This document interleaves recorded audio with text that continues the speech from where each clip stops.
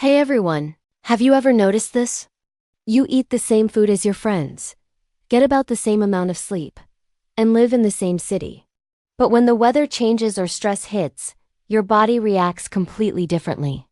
You might get a cold while they feel fine, or you might feel sluggish and heavy while they're full of energy. Why is that?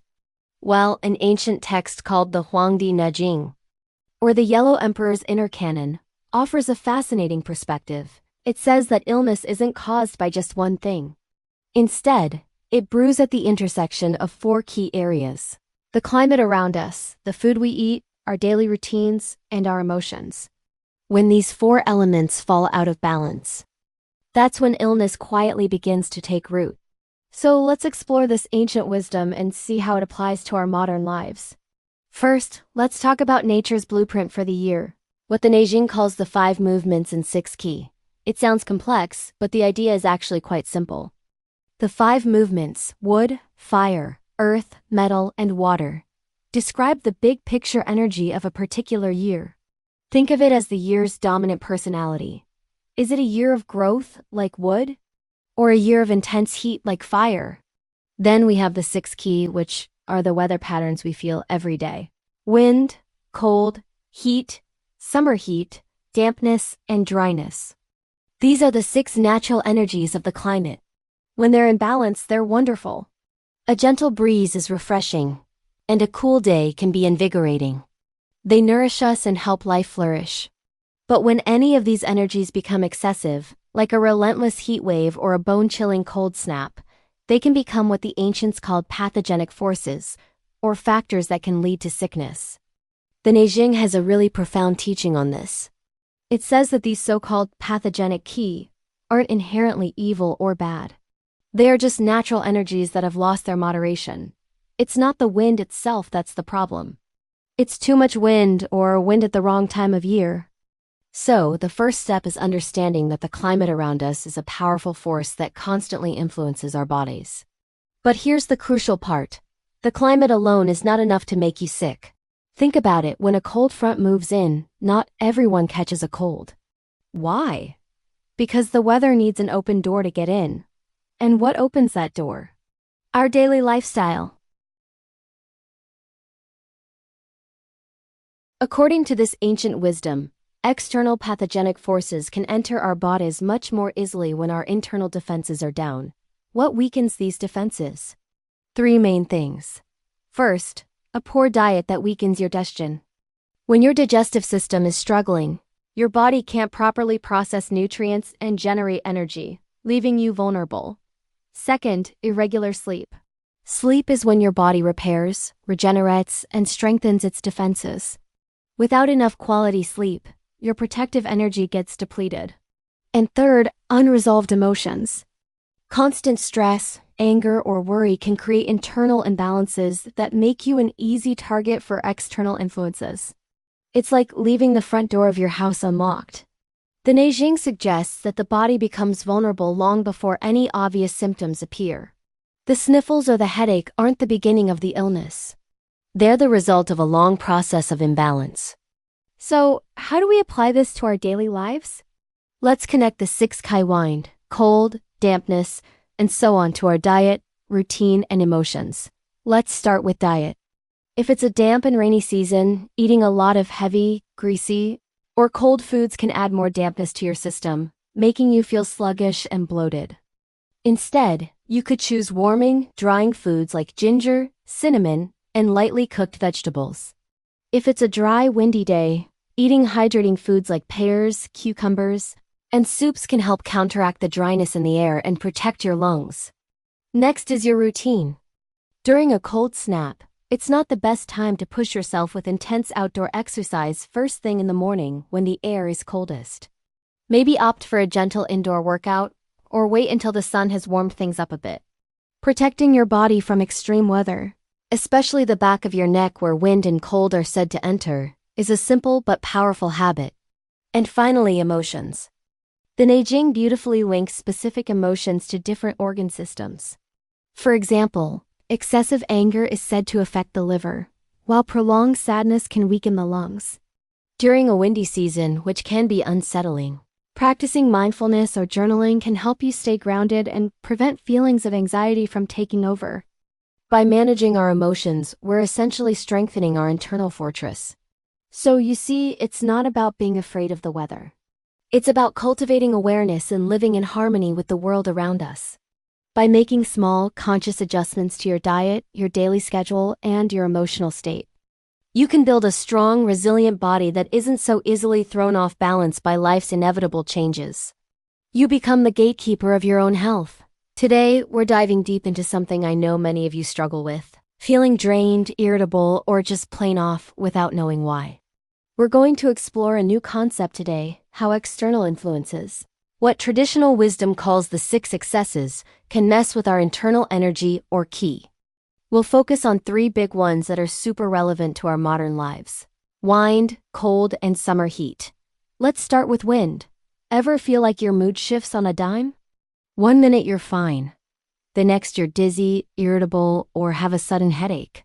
That's the nature of wind ki. It's sudden, it moves, and it's unpredictable. In our daily lives, a few things really stir up this internal wind.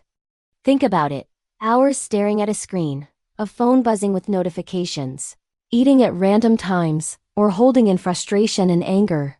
These things all put a strain on our liver system, which is responsible for the smooth flow of energy. When the liver is agitated, it makes us more susceptible to these windy symptoms. So, how do we calm this internal storm? First, let's look at diet, especially in the springtime when wind is naturally more prevalent. Try to cut back on excessive raw or cold foods like huge salads or icy smoothies. And avoid overly stimulating things like too much spice or caffeine. These can aggravate the imbalance. Second, your routine is key. The liver replenishes its blood between 11 p.m. and 3 a.m. So, making it a goal to be in bed before midnight is a powerful way to support this vital process. Finally, and this is a big one, deal with your emotions. Pent-up frustration and unexpressed anger are like fuel for internal wind. If you're constantly feeling irritable, getting headaches, or feeling dizzy, it's a sign that you need to find a healthy outlet for that tension. Next up, let's talk about cold ki. Cold is all about contraction, slowing things down, and draining your energy. It can leave you feeling perpetually tired, sluggish, and just depleted. What invites this cold into our system? Think about common habits: grabbing an iced coffee first thing in the morning, skipping breakfast, or consistently burning the midnight oil. These habits might seem normal, but they gradually weaken our digestive system, the spleen, and our foundational energy reserve, the kidneys. You're essentially putting out your internal fire. To protect yourself from this energy drain, the solution is simple: warmth. Prioritize warm, cooked foods. Think soups, stews, roasted vegetables, and warm grains. These are much easier for your body to digest and help to stoke your internal furnace, what's often called the digestive fire. A consistent meal schedule is also crucial. Eating at regular times helps stabilize your body's internal thermostat. And on an emotional level, feelings of fear and insecurity can seriously drain your kidney ki, which is your body's core battery. When your battery is low, you're much more vulnerable to the effects of cold. Cultivating a sense of safety and inner strength is just as important as eating a warm meal. Finally, let's look at summer heat. This isn't just about hot weather. It's about a state of overexertion and burnout. Heat consumes your body's fluids and your energy, or ki. What does this look like in modern life? It's overworking without breaks, pushing yourself to the point of excessive sweating at the gym, or being in a state of constant mental stimulation from work, social media, and endless to-do lists. This constant on mode overheats your system. The key to managing this heat is to cool down and rehydrate, but not in the way you might think. Instead of chugging ice water, which can shock your system, opt for foods that are naturally cooling but not cold. Think cucumber, watermelon, mint, and mung beans. These gently clear heat without putting out your digestive fire. In your daily routine, schedule short, non-negotiable rest breaks. Even 5 minutes of quiet time can prevent you from reaching that burnout point. And emotionally, impatience and agitation are like pouring gasoline on a fire. These feelings aggravate what's known as heart fire. If you find yourself constantly agitated, It's a clear signal from your body that you need to slow down, step back, and find some calm. So there you have it, a look at how wind, cold, and summer heat can manifest in our lives. By making small adjustments to our diet, routine, and emotional habits, we can protect our energy and feel so much better.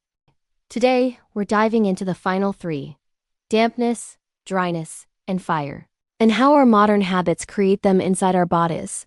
First up is dampness. Think of it like a heavy, foggy day inside you. It's sticky and hard to shake off. Where does it come from? Too many sugary treats, fried foods, and sitting all day long. This lifestyle bogs down our digestive system, the spleen in traditional terms, creating that heavy, sluggish feeling. The fix? Start by cutting back on sweet, greasy, and processed foods. More importantly, get moving. Even a daily walk helps your body transform and clear out this dampness. Emotionally, constant worry and overthinking also weaken the spleen, so giving your mind a rest is just as crucial. Next, we have dryness. This one is sneaky. It quietly depletes our body's fluids, especially injuring the lungs. What causes it? Too much caffeine, staying up late, and chronic stress. It's like leaving a plant in the sun without water. To combat this, bring in moistening foods like pears, honey, and almonds to support your lung yin. Prioritizing a consistent sleep schedule is non-negotiable. It's when your body truly rehydrates and restores itself. Be mindful of your emotions too, as long-term grief or sadness can weaken your lung energy. Finally, let's talk about fire and heat. This often starts with our emotions. Pent-up anger, constant anxiety, and relentless mental pressure can literally build up as heat inside you. You might feel irritable, have trouble sleeping, or notice redness in your face. When you see these signs, it's wise to avoid overly spicy foods and alcohol, which just add more fuel to the fire. A simple but powerful routine is to create some quiet, screen-free time before bed to cool down your system. Remember, suppressed emotions don't just disappear. They often smolder and turn into internal heat. So, how does this imbalance turn into a real problem? It happens in 3 stages. Stage 1 is about subtle signals. Maybe you feel a bit more tired than usual, restless, or your digestion is slightly off. These are the first whispers from your body. If we ignore them, we enter stage 2, repetition. The symptoms start to return whenever you under similar conditions, like feeling bloated every time you eat a certain food or getting a headache after a stressful week. Your body is now sending a clearer message. Stage 3 is when the condition gets a name. After repeated cycles of imbalance, a chronic illness can take root. The ancient texts remind us of a profound truth. The best medicine is to treat the imbalance before it becomes a full-blown disease. So, what does it mean to live in harmony with these natural forces? True health isn't about rigid control or fearing every change in the weather. It's about flexibility and awareness. It means eating foods that are in season, sleeping and waking with the natural rhythm of day and night, and learning to process our emotions instead of bottling them up. When our lifestyle supports our body's natural wisdom, the climate around us becomes a source of nourishment, not a threat. To understand the 6th key is to understand the very flow of life itself. Illness is not a punishment. It's simply feedback. And when we finally learn to listen, the body knows how to heal. Thanks for watching, and don't forget to subscribe for more insights into ancient wisdom for modern life.